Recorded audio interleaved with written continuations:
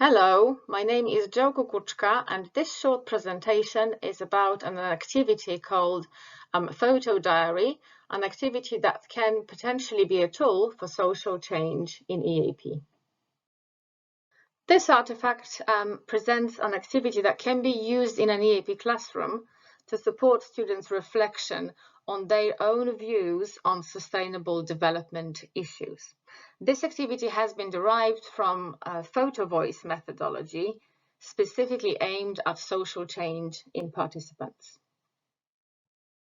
So what is this activity?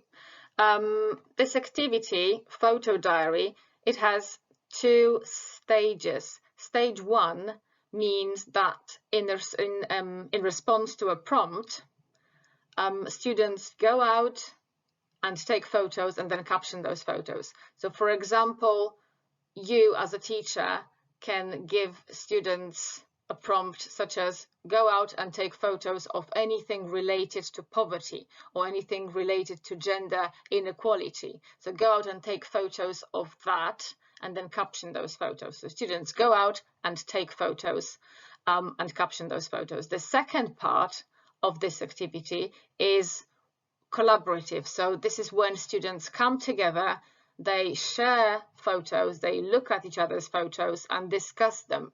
So they might be talking about why they like specific photos, why they don't like specific photos, whether those photos make them feel in a specific way about sustainable development issues, whether they make them challenge anything, and so on. Okay, so two parts of this activity: going out, taking photos and captioning them, and then discussing the photos. So what this activity does is it gets students to reflect on sustainable development issues.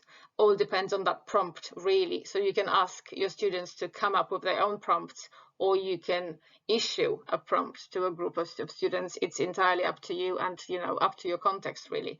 But what it does, again, it encourages student reflection, which in turn leads to students noticing issues related to sustainable development and then acknowledging their own views on those issues, which then leads to discussing those issues with others, and finally challenging those views, or maybe challenging the sustainable development issues at hand themselves.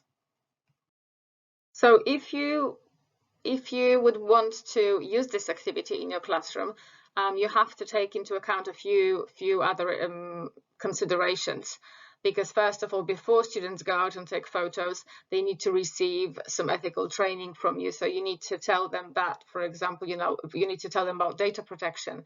So obviously the advice would be to go out and not take photos of any people that can be identified. So for example, the instruction could be do not take photos of people, or do not take photos of people's faces, for example. Okay, then obviously the prompt has to be there. So do you issue the prompt yourself? Is there a specific thing that you want your students to focus on, or do you want your students to come up with their own prompt? Okay, what are those photos, captions and discussions? What are they to be about?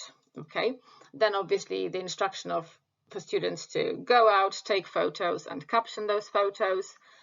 It could be just a one-off activity, or it could be happening every week for a number of weeks. It's entirely up to you again.